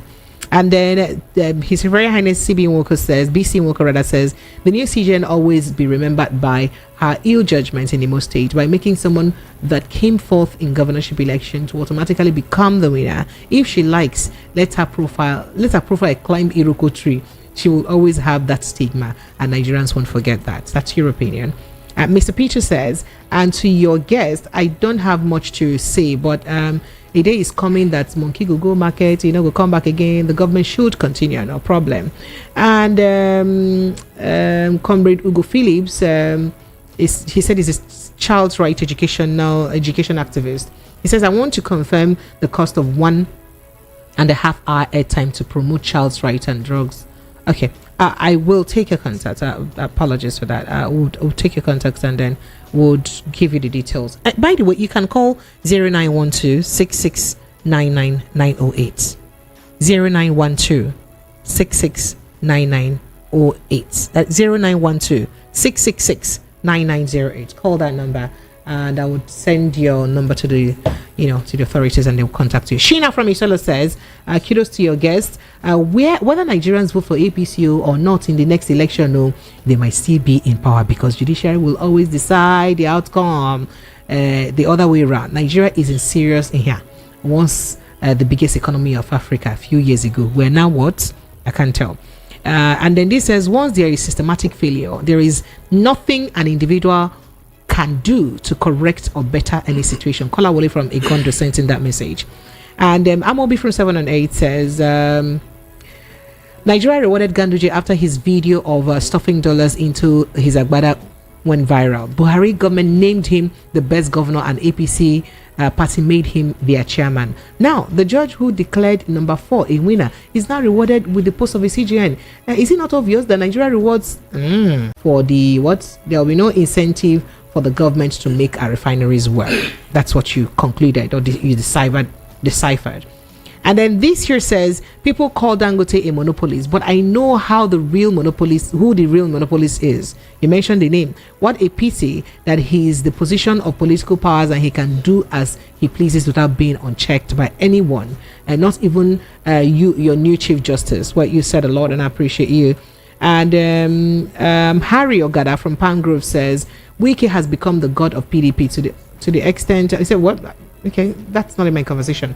Well, and let me continue. To the extent that he boasts of pocketing the party. And then he further says, the change Nigeria needs now is to change the change. That's the answer. To change the change. Okay, Akinero Kingsley from Yaba says, the summary of today's meeting is that Nigeria, our country, is in the hands of demonic, hot-hearted set of I'm stopping in here, Akinero. It's not me that you come and read this your message.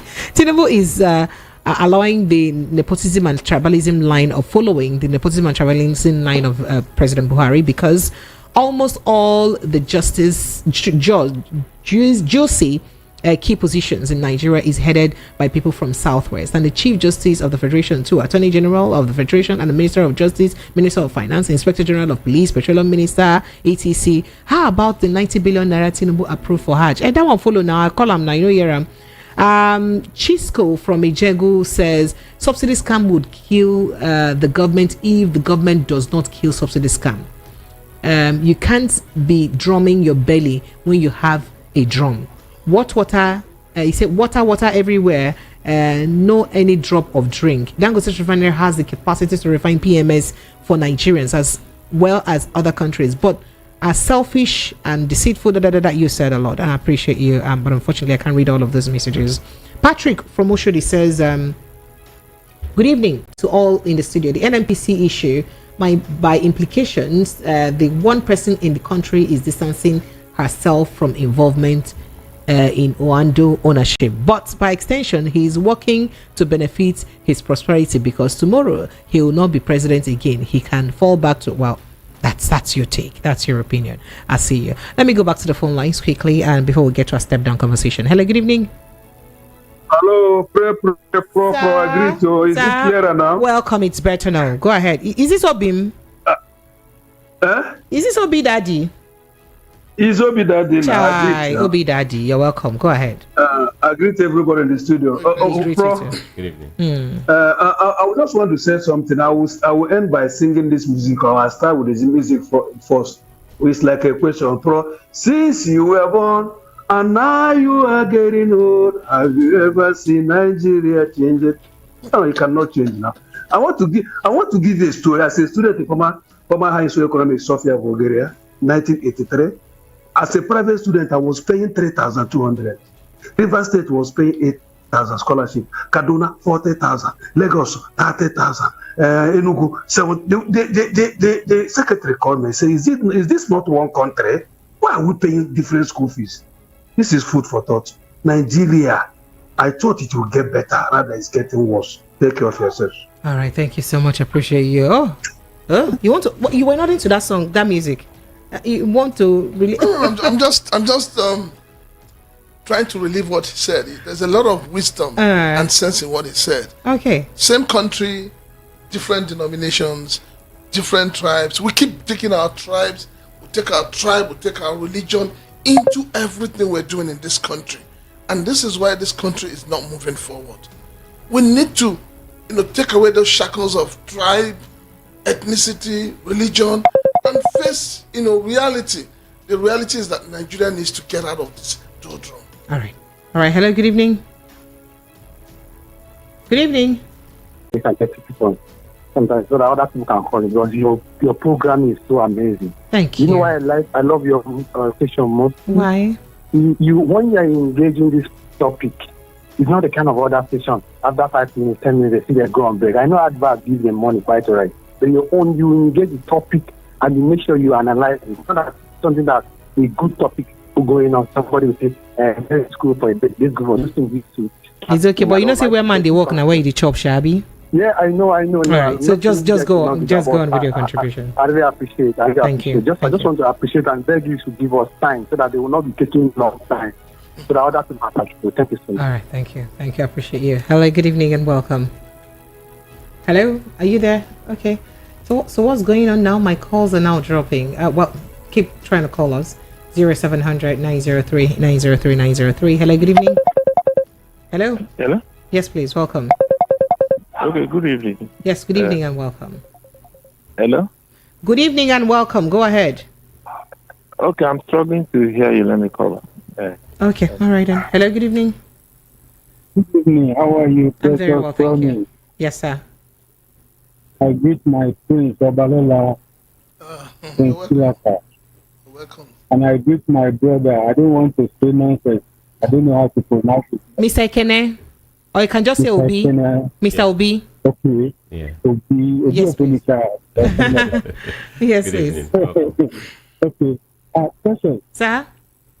I just want to inform you that by next week, I will change my name to Chinese name. and go and learn how to understand Chinese because my tongue is changed to Chinese tongue. I will be speaking Chinese tongue. So thank you. Have a great weekend. Oh, wow. Thank you. Thank you, Mr. Ola. Thank you so much and welcome. Hello, good evening to you. Hello. Hello, good evening. Good evening. Welcome. Yeah, good evening. Yes, so thank you. Go ahead. I greet your guest. Can you help me increase the volume of your voice a bit? Okay, I say I greet everyone in the studio. We greet you too. Thank you. Welcome. Yeah, I'm coming from Inside. You're welcome, but your voice is going down again. So now we can understand why subsidy.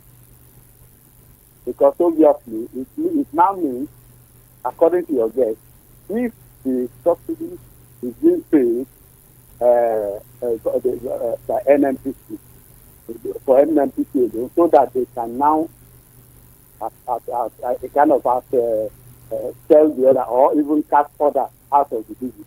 So that the intention is for OVA to now be enjoyed that is indirectly. So, and this is the by both of the analysts, directly or indirectly, owned by the president and the family. So obviously, what is happening in this country? He never said it was owned by the president and his family. Okay, the analysis about OVA was that OVA bought NMPC. NMPC bought OVA, and OVA is now indirectly in the retail outlet of NMPC. So what are we saying? So definitely, it means that the subsidy is being paid for OVA. So is it not a scam? Is it this country can only be in Nigeria? That is the fact. Dangote is trying. Because if Dangote refinery will work, definitely it will be another competition. And that's why they start doing that. They want to monopoly of petrol refining and selling it. I said it's okay. It's you that are accusing Dangote of monopoly. You told us our refinery to work by December.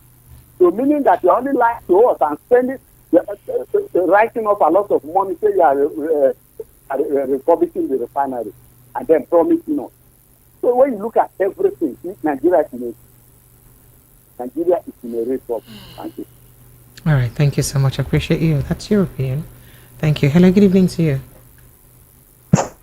Hello, good evening, Precious. Yes, you're welcome. This is Damilola from Shimulu. You're welcome. Good evening, Prince Children. Good evening.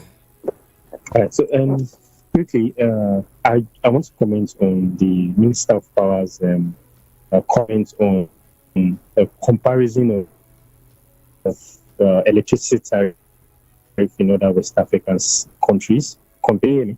Oh, yes, go ahead. Hello? Go ahead, I can hear you. Go ahead. Okay. So, okay. So, I still don't get it in such manner. Someone said most of them need to take extra courses in the University for International Relations. Even if you want to pass a message to somebody, there's a way you put it. Now, they're comparing other African countries' tariff to Nigeria. Is it putting Nigeria at equality when it's supposed to be at equity? Now, what do I mean by that? Now, you are comparing other West African states or African states' tariff compared to us. Okay, if you are doing that, are you also comparing their minimum wage to us? So, like I always say when I come on the show, so before I put out my points, I take time to check out the stats and facts. Now, very quickly, looking at these other African states, now when you look at the likes of Mali, Togo, Burkina Faso, Senegal, Ghana, and the likes, according to Business Day this year, April. So Business Day on their page did an analysis that as at that April, with the dollar rate at 1,330 naira per dollar in Nigeria, that's 1,330 naira per dollar, we were paying $0.20 per kilowatt. So these other African countries were paying 0.215, 0.20, still in that range, right? Now, this is what the Minister of Power is comparing Nigeria to. Now, in the same vein, still analysis by the business, looking at the minimum wage of these countries, you see that countries like this same Mali, we're earning $66.72 as minimum wage. Togo, 87. This is very variable on the Business Day page. Now, I also did further research on the wage indicator to just confirm both ends. Now, look at this minimum wage: $6, $87. Senegal, $58.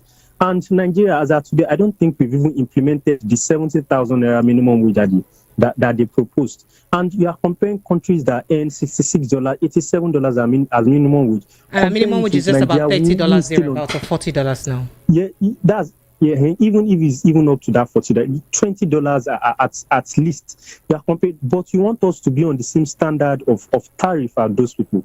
I don't just see the alignment. That's why I say it's like trying to do equality instead of equity. So that's my tip, Precious. Thank you very much. Thank you so much. I appreciate you. Thank you so much. All right. Let me see if I can quickly just brush through some messages and then we quickly rush to our step down conversation. You know, say this can build up to the weekend, so where man they work, make you just go in the midst of all of this. I really cry the sea road. Good evening, VOP. Is about the appointment of Justice Kekere-Ekun and Chief Justice of the Federation. We should all join hands together and pray for her to succeed. God bless Nigeria. Funsho from Egbeda sent in that message. Thank you, Funsho. Oga, this thing is not our country. You should stop bothering yourselves. I don't understand you, Chigozie. You can't say that. And then good evening, Anti-Precious. Peter from Osolo says Nigerians are beginning to thrive on their own without government. That is why Nigerians' electricity tariff is alarming. With or without electricity appliances, they will give you the same bills. My greetings to you, the uncles in the studio. And then this says, in Nigeria, we build strong men, not strong institution. That's why we are where we are today. Andy from Igondo. Let's take a quick break. When we come back, we'll look at, I'll let you in on the step down conversation. After the break, Lagos, stay with us. From the news on the streets, we go to bed empty hunger, to the blaring horns of a hustling city. The loudest voices of the common man got a medium to be heard. This particular administration, they were coming unprepared. It's not a bad thing to renovate the president's lodge. Through top-notch programming, unbiased reportage of news, sports, business, entertainment, and cultural documentaries. Voice of the People, 90.3 FM, became a symbol for 21st century media. And now, a new baby is born. Voice of the People Television, VOP TV, youthful, full of vigor and passion for excellence in the continent's media space, exposing the wrongs, applauding the rights, dissecting the news without fear or favor, through factual and accurate stories and contents. Corruption kills three things that makes a society.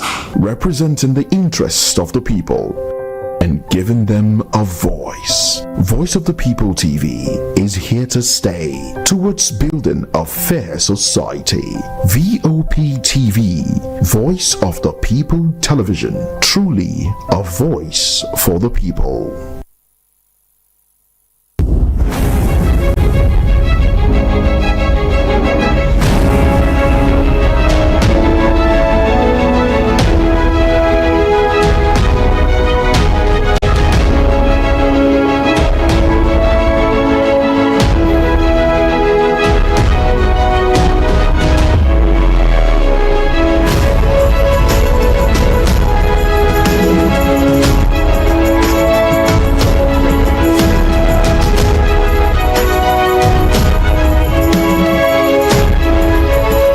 Legacy, welcome back. It is still 90.3 Voice of the People FM. So, was it on Monday or Tuesday where we had the step down conversation on Pastor Abel Damina's preaching on what God does not do, does not exist, not being correct or being incorrect? Well, there was an aspect of that conversation that, I thought that he's been preaching more often recently and taking jabs on different men of God, Apostle Salman, David Biome, and all of them, saying that pastors who preach and make it look like you give your people a condition for God to bless you, like telling people to sow seed, telling people that they must pay their tithe, else they cannot be blessed, or they must put offering, they cannot be blessed, that those things are that it's like you want to bribe God. And with your small naira, you want to use your small naira that is even irrelevant to bribe God to bless you. Well, I have a Christian sister with me in the studio. Good to think she's a gospel minister. And I thought to just have Sister Blessing just chiming on this conversation. Sister Blessing Abika, welcome to the show. Thank you. This is VOP Radio. You're welcome. All right, so let's hear you talk. What's your take on that? Do you believe in tithing, sowing of seeds, first fruit and offering? Or do you think that forcing people to do that is like, manipulating them to bribe God? Yeah, I've been hearing recent preaching from Pastor Abel Davina. I've been flying around. So, my take of there is, you can't force people to give seed and offering. You can't force them. It's something that someone will do willingly from his or her heart.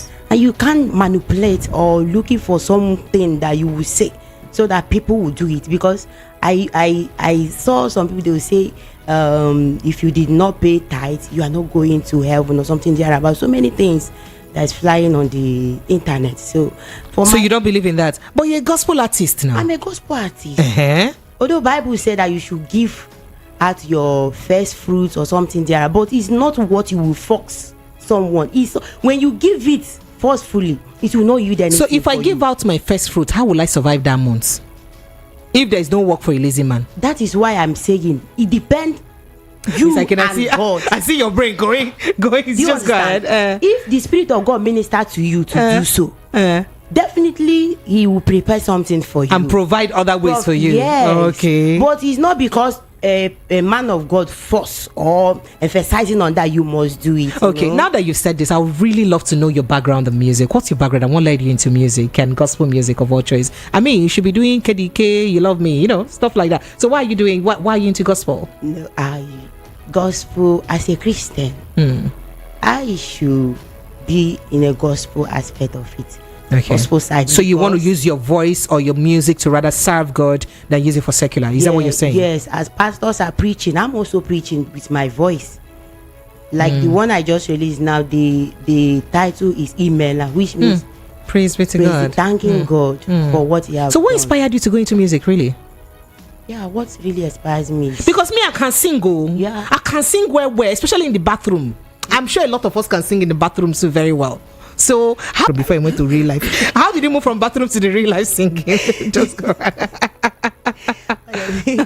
Honestly, this singing started when I was 9, going to 10 years. Oh, that young. Age, yeah, very young, when I was in primary school. Okay. So it started there. I kept on singing. So your parents were able to capture it then and develop. Yes, even the local church I was in, the Catholic church, I was a Catholic. So they captured me. I started singing when I was 10. Sing till I got married, even till now, because I believe that song. And then your husband also encouraged you. That's an important thing. But not full. Yeah, yeah, because I'm into business. I'm doing business with him. Okay. So at times he thought that if I'm fully there, I will not. So you may derail because as a matter of fact, because you still need money to even pursue music. I can imagine. I keep on telling him that I will still support the business and also do my own calling, because that is where God called me and what He has called me to come and do in this world. So how would you describe your kind of music? Is it music, gospel praise, or gospel worship? How would you describe it? I do too. I do praise. I do worship as well.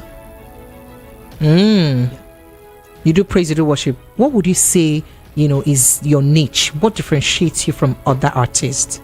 Yeah, I think it's the grace of God. The grace. Yes. That is my name now.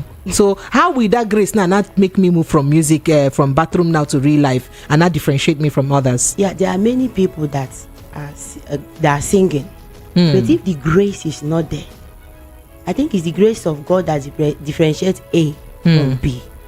So I believe and I think so that it's the grace of God. So I've been talking about this bathroom singing. Wallahi, if I was the popular artist there, bathroom gives inspiration very well. So I would have been writing a lot of songs. So when you have those inspiration, I'm sure you have inspiration when you're in the bathroom too. Really? Because it happens to all of us. You see, I like the fact that you're saying the truth. When you have this inspiration in the bathroom, how do you now go back and write it before? Because sometimes you have the inspiration in the bathroom before you go outside and rub cream has taken it away from you, or the towel you cleaned your body with has cleaned it from your head. So how do you get your inspiration and ensure that you keep it intact and then bring it to fruition or reality? Like I have gotten 3 of my songs from bathroom. And I'm gonna give me a word now because I know I be know. All right. So it happened the last one when I was having your bath. Yes. So immediately the inspiration enter. I have to just clean only my face and rush out. Then pick up my phone. Start voicing it. Because at times, like the first one that came, I couldn't even record it. I just wrote it down. But at the end of the day, I forgot the beating and everything. But now I'm not using my phone. When I got it, I quickly use my phone and record it. At times I will use my hand and beat my body or my lap so that I will remember the tone in your and the tune in your head. Yes, so is that what you will advise any other person who's creative enough to also do the same? Would you advise them to do the same? My own, you work for me in that way. So others, it maybe they can voice it to their partner or anybody that please can you capture it. They can do it at anyhow. But me, it work for me like that. So which of your songs would you say is your favorite? Like as you sing this one, you say this one are back to back hits. Enter Coco. Which one be that? Yeah, is this email because why? I love thanking God because the Bible said that you should praise God in all situations, in all conditions. So I like thanking God no matter anything. So when I release this emailer, I check into it, I listen to it deeply, and the meaning, this one enter. Do you have any artist that inspires you, that you may do a collaboration with? I do. Which? The person I may do a collaborate with, Adazion. Okay. Adazion, but my role. Okay, I was waiting for Choma Jesus and Messi Choma, but let me let you calm down first. Go ahead. Go ahead. Okay. I love all of them. Okay. But your role model is? My role model is Cornelius Benjamin, Evangelical Cornelius Benjamin. Oh, okay. Why do you like him? I like his pattern of singing, and whenever I listen to his songs, I used to inspire. So do you minister in churches? I do. Because you look very quiet. When you minister in churches like this, is there a spirit that takes over you? Because the way you're calm on microphone like this, how would you invoke the spirit to envelop you? See, like as I said, is whenever I'm going to minister, I don't go there as my normal person. I allow the Spirit of God to possess me so that I can be able to release what He wants me to release. Okay, so let me quickly take a break and get to my guest. I know you've been waiting to chime in on that Abel Damina's preaching. Miss Ekene will be, oh yeah, sharp chiming. We'll end this and then I just end it with her music. Go ahead. Okay, so the biggest problem in the Christian circuit today is the commercialization of the Christian faith. And what I see them do in most cases is to guilt trip people. Guilt tripping is a strategy that they use, all right, and that has become the problem that we have today, part of the problems. And then you see that people go to church in quotes, to go seek for solution to their problems. So when you say guilt tripping, does it like manipulation? We're talking about money here, where you say if you don't give God, you won't get back. Oh no, but lots of people preach that you cannot get. Okay. People that oblige that kind of shenanigan is because you call the preaching of men of God shenanigan. What do you take me for? Oh, sorry, I don't understand. When I speak, I speak. Okay. That's the no. same I am just fear. asking you the authority. See, when people. Religion is not supposed to breed fear. Unfortunately, the fear that comes from between religious practices and how they connect God to it is what makes people not ask questions. It's what makes people anything you tell them, they take it, they don't even ask questions, and it's the problem. It's just a very big problem. So it's all about guilt tripping. And if people understand that, look, all the things most of these men of God tell you that God said this or God said that about your situation, most of them are just not true. Okay. That's your opinion, no? It is Francis Chilaka, in 30 seconds, our time is up. In 30 seconds, please. There is a revolution going on in Christianity or in Christendom. And you think Abel Damina is leading that revolution? Yes, and I am one of those who support him. Yes, because a lot of people have been abused, raped by religion and by some men of God. It is time for people to begin to know the truth. It is time for people to begin to read the Bible, develop personal relationship with God, and understand the position of Christ in every situation. All right, thank you so much. So Madam Blessing, let's get back to you. How can we follow you like your village people? If we want to listen to your music, we want to, perhaps your listeners want to invite, if I want to invite you to my church now to come and minister, how do I contact you? How do we contribute to your music? I'm in all social media platforms. Okay, talk with strong voice now. Let that spirit invoke you now, so envelop you so that you say it well. All right, I'm in all social media platforms: Facebook, Instagram, TikTok, YouTube, Deezer, Boomplay, Spotify. Oh, you're on Spotify too? Yeah. And what's that name? Minister Blessing Abika. Minister Blessing Abika. Abika is spelled Abika. Abika, Minister Blessing Abika. All right, thank you so much. Say it again: Twitter, Instagram, every social media platform. All of that. Minister Blessing Abika. Do you promise you come next time so that we'll cool down and talk? You did not enter quick. I will. I want you to come again. And I have song I'm releasing next month as well. Yes. Okay, when are you doing a proper launch then? I'll get back to you. You better get back and invite me. Perhaps I'll help you MC it. Thank you so much. It's a Blessing Abika across all social media platforms. You should go look out for her music. Let me just play a little bit of that emailer as we leave the program. Thank you, Prince Francis Chilaka and Mr. Kenobi. I deeply appreciate you for being part of the show. Thank you so much. Lagos, that's the size of our package this evening. My name is Precious Eyi. You guys know I love you, silly, right? I love you.